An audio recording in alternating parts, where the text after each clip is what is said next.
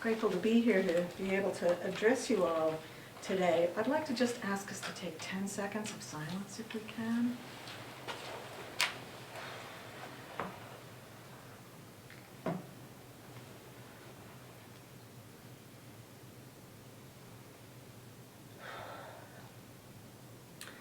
Thank you. I try and remember that these small ways of bringing our spirituality into non-faith-based settings are important, just so that we're creating that spaciousness. And for myself, personal practices are important, as I imagine are for everyone here. So in this new year, I'm trying to give more and more gratitude for every meal that I eat.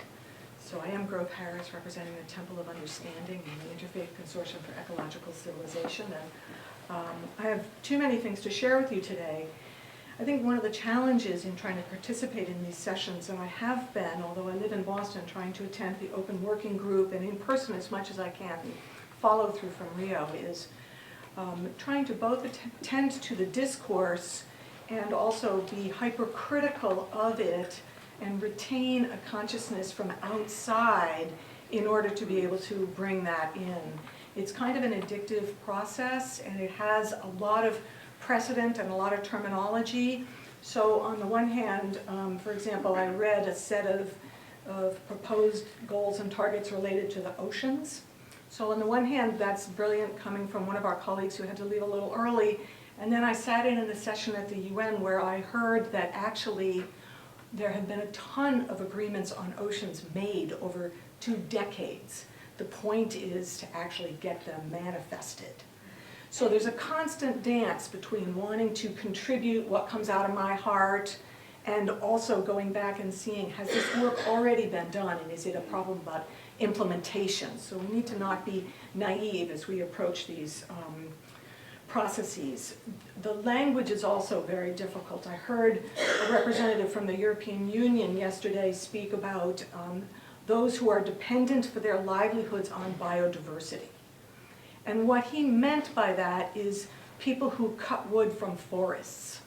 But it's challenging because I don't know why we need to explain to every single human still we are all dependent on biodiversity. Just look at your lunch plate.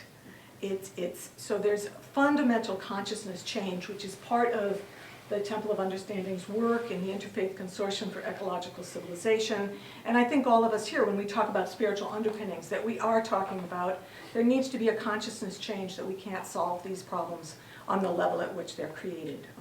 And I want to thank Daniel and the Baha'is in particular, because they created a couple of years back a map of their inputs into UN processes, and it was a very beautiful geographic design that took up an entire page with all these complex input points. And I used it when I spoke at the American Academy of Religion, responding to a set of papers about the UN. And I was able to show in one moment flat how it's not a level playing field and it's not an easy entryway into the UN system. There's a lot going on, and it really requires some skill and strategy, and it requires groups, and it requires working together. I thought it would take me a couple of months to get down the UN system, and it's been years, and all I can tell you is we really have to work together. There's no, otherwise it's just an opportunity to be driven insane. So thank you for that. So I have here also the thing that Rick handed out earlier, which gives this set of development goals, which were based on the MDGs. That is all available online. And to give credit where credit is due, it is true that there has been a massive outreach and a massive input into this process on a global basis. And it's not just restricted to those who have computer access. There really has been outreach that has happened on a village by village level in places where they don't have access. So that's a historic precedent, brand new for the UN, and it's important to give that credence. On the other hand, it's very painful to find that outreach to an entire continent gets boiled down to 2 paragraphs. And I've actually seen UN materials where they've said, here's this complex issue, I've laid it out in 2 paragraphs, and there are people who've been spending decades working on it, and we would like you to tweet your input. That's 140 characters. So the boiling down process is a painful one. It's kind of unavoidable, but there's pain involved. And I find that there's some pieces of honesty that are missing, and perhaps that's part of what the temple is trying to do. We're trying to look at where can actually there be traction, and some of that is on community levels, that people need to be enacting, experimenting, looking at the resources that they have, thinking about doing it differently on a scale that actually works, and then bringing successful models from that to the attention of the UN. And that's part of what we've been asked to do. One of the things that I hold in tension with the kind of work you saw Farouk's elaborate, and it's not even that elaborate, you do have to have the intellectual capacity to turn everything on its side and say, let's look at it this way.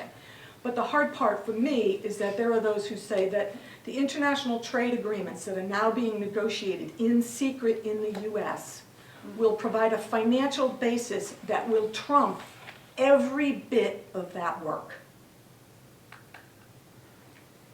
That is a reality that can be evaluated, but I think we have to not think that all this participation is necessarily going to trump the vested interests and the powers that be. I want to share with you, there's a recent Oxfam report came out, actually just 2 days ago. Inequality is a cancer on society. Global wealth inequality. Okay, 30 richest Americans own as much as half of the US population, 30 people owning as much as 150 million people. The bottom half of America owns a smaller percentage of national wealth than almost all other countries and continents. Less mobility. North America's bottom half has less chance to move up than any other region of the world. America's middle class is further from the top than all other developed countries.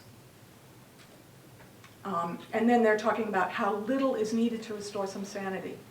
So one of the things that is not really well discussed at the UN is redistribution of wealth. We did get to hear the president of Unilever, who he came and spoke, and his corporation is huge and has done, I'm sure, very many things. He also said that industry welcomes regulation. Now, what we need to do is when I hear something like that, what I've learned from a human rights expert who's reporting to the UN is not fight it and say, are you kidding, that sounds hypocritical, but in fact to say, great, I understand, and forgive me, I don't recall whether it's Norway or Finland, but they tax oil profits at 80%. Because the understanding is that that needs to go back into the public coffers to make up for the costs that are in fact covered by the governments.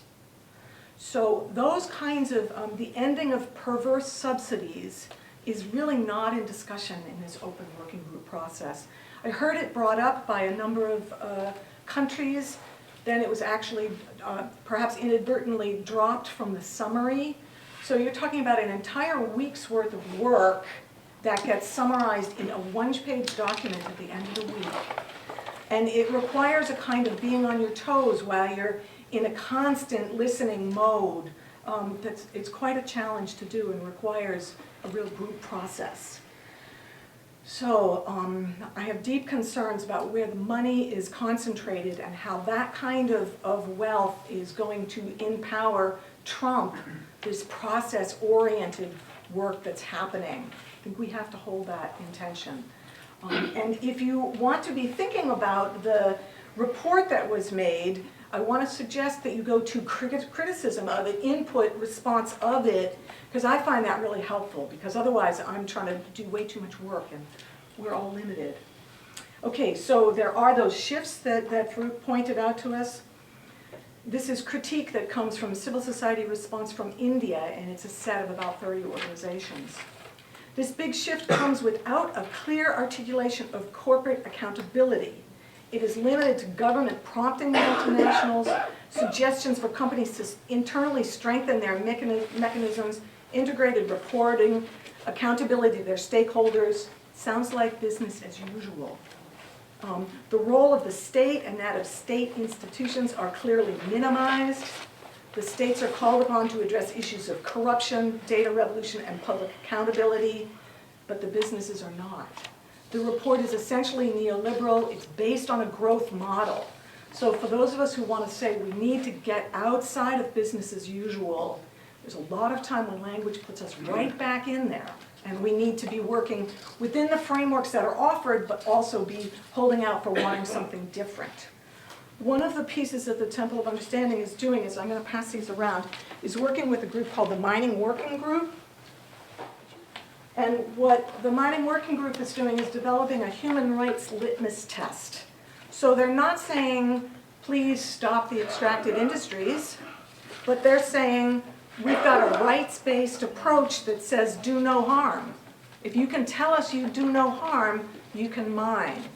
If you can tell us that your actions get at eradicating the root causes of poverty, then you can go ahead and mine. If you're returning the people to their rightful role as decision makers, then you can go ahead and do it.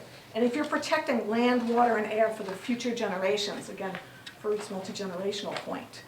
So this is one of the values of the human rights approach, is that it's limited in the sense that it is androcentric.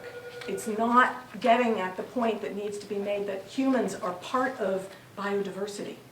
And people are not starting to talk about the die-offs that are happening. We are losing species right and left. People are not talking about the fact that humans are directly implicated and involved in that. We had a conversation about the need for 40% more housing for humans over the next 30 years, and how that's going to happen and how that might be sustainable. But there's not much conversation about the fact that the chances are good. We just cannot sustain that population, and that there will be death at an unprecedented rate, according to storms and tragedies that are starting to currently happen. So we have a mega storm that happened in the Philippines with a tragic loss of life, but the folks from the Philippines say that was one storm of many in the past year. It was bigger, but please don't act like it was abnormal. It's the new normal.